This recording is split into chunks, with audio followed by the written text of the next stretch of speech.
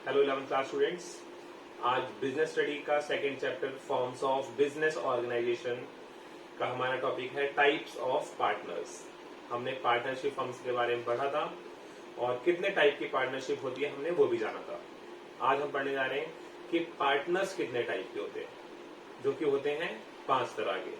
ठीक है, पहला पार्टनर है एक्टिव पार्टनर। एक्टिव पार्टनर का मतलब होता है एक कोई भी नॉर्मल पार्टनर जो एक बिजनेस के जितने भी डे टू डे ट्रांजेक्शन्स होती हैं, जितने भी सेल परचेज होते हैं, उन सभी में एक्टिव रहता है, अपनी कैपिटल इन्वेस्ट करता है, प्रॉफिट में भी शेयरिंग करता है और लॉस में भी शेयरिंग उसकी शेयरिंग होती है।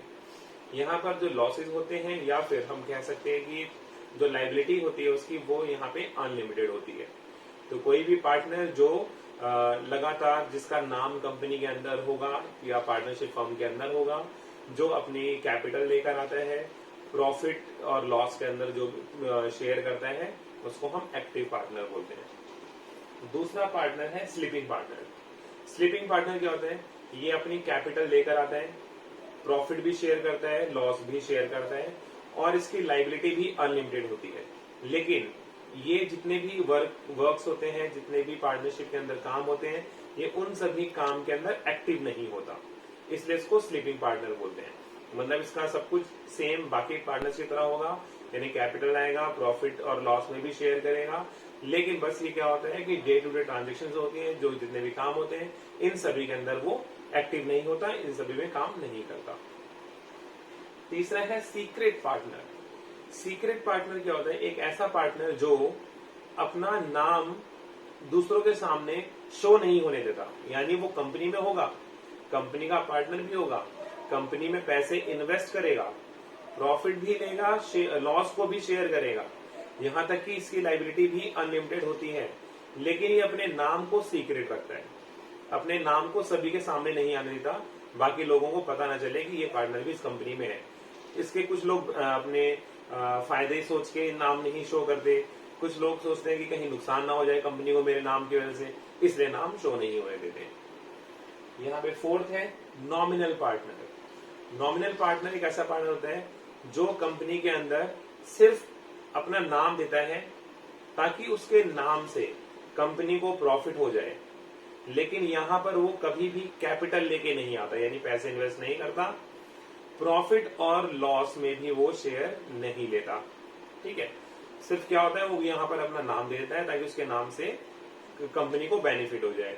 जैसे अमिताभ बच्चन आए और उन्होंने किसी कंपनी में कहा कि मैं इस कंपनी का पार्टनर हूँ, फोटो वगैरह क्लिक करा ली, साथ में कहा ये कंपनी मेरी है, मैं भी इसके अंदर पार्टनर हूँ, तो बस ने अब क्या करा, अपने नाम दे दिया ताकि उस कंपनी को प्रॉफिट हो सके, उसका प्रॉफिट थोड़ा बढ़ जाए। तो ऐसे पार्टनर को बोलते हैं नॉमिनल पार्टनर। अगला है माइनर पार्टनर। माइनर तो आप लोगों को पता ही होगा, जो 18 से कम होता है, यानी जिसकी एज 18 से कम है, ऐसे पार्टनर को हम बोलते हैं माइनर पार्टनर। ठीक है, कुछ कुछ केसेस में ये जो एज है 18, ये 21 भी होती है। ऐसे पार्टनर कैपिटल लेके आते हैं और जितनी इनकी कैपिटल होती है सिर्फ उतना ही इनकी लाइबिलिटी होती है, यानी लाइबिलिटी इनकी लिमिटेड होती है, कितनी, जितनी इन्होंने कैपिटल इन्वेस्ट की होती है।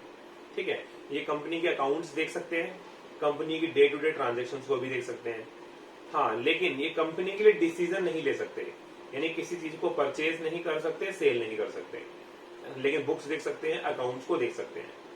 और अगर कभी इनको इनके प्रॉफिट नहीं मिल पा रहा है या फिर ये लॉस किसी गलत वजह से हुआ है, तो इसके लिए अपने पार्टनर या पार्टनरशिप फर्म के ऊपर केस भी डाल सकते हैं।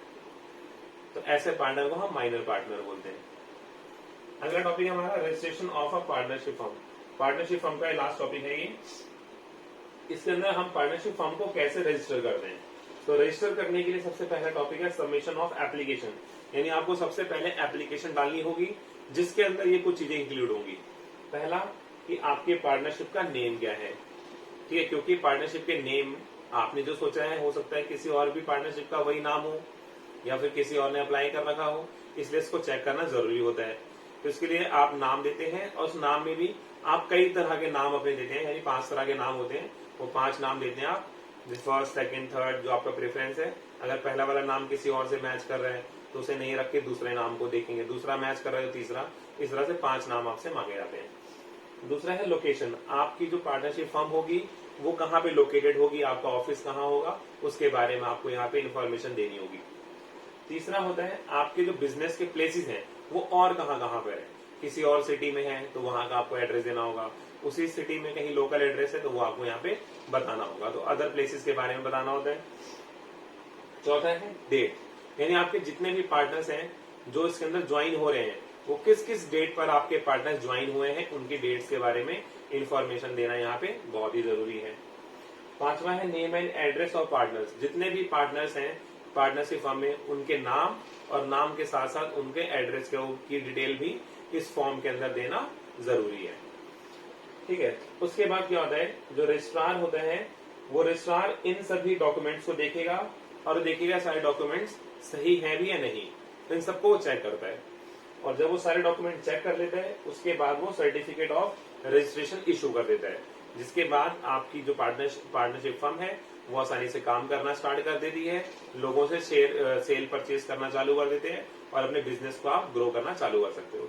लेकिन जब तक आपको सर्टिफिकेट ऑफ रजिस्ट्रेशन नहीं मिलेगा तब तक आप काम करना चालू नहीं कर सकते हैं।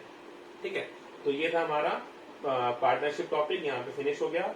नेक्स्ट क्लास में हम लोग पढ़ेंगे कोऑपरेटिव सोसाइटी। जैसा हमने पढ़ा था अभी टाइप्स ऑफ पार्टनर्स, इसमें पहला है एक्टिव पार्टनर, दूसरा है स्लीपिंग पार्टनर। इसकी सभी डिटेल्स यहाँ पर है, आप यहाँ इसको देख सकते हो और यहाँ से नोट भी कर सकते हो। उसके बाद हमने यहाँ देखा था सीक्रेट पार्टनर और nominal partner. Nominal partner type भी होते हैं जो कि मैं आपको क्लास में जब स्टार्ट होगी हमारी प्रॉपर, फिर वहाँ पे मैं आपको इसको क्लियर कर दूंगा। कुछ केस स्टडीज़ भी हैं, इसके केस स्टडीज़ के साथ मैं आपको ये क्लियर करके बताऊंगा। फिर आता है हमारा अगला माइनर पार्टनर, जिसका मैंने बताया था मैंने आपको, इसकी एज 18+ ही होगी तो वो काम कर सकता है तभी। और जो लास्ट टॉपिक बताया मैंने आपको प्रोसीजर ऑफ रजिस्ट्रेशन, मैंने बताया कि आपको यहाँ पे name of the firm, location, other places के बारे में बताना, ये सभी चीज़ होंगी। और उसके बाद इसको प्रॉपर तरीके से इन्फॉर्मेशन को चेक किया जाएगा रजिस्ट्रार के थ्रू, और जैसे ही इसको ऑथेंटिसिटी देगा वैसे ही इशू ऑफ सर्टिफिकेट जो होगा हमारा रजिस्ट्रेशन का उसे वो इशू कर देगा और आप काम कर सकते हैं। ठीक है, नेक्स्ट हम पढ़ेंगे कोऑपरेटिव सोसाइटीज़।